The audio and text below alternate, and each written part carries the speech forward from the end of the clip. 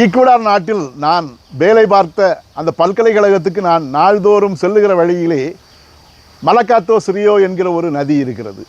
அந்த நதியின் பேரை அந்த ஒரு தட்டியிலே பொறித்து வைத்திருப்பார்கள். நான் அதை பார்த்து நாள்தோறும் செல்லுவேன்.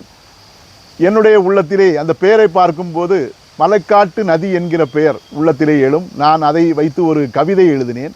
அந்த கவிதையை மொழிபெயர்த்து ஸ்பானிஷ் மொழியிலும் மொழிபெயர்த்து நண்பர்களிடம் கொடுத்தேன்.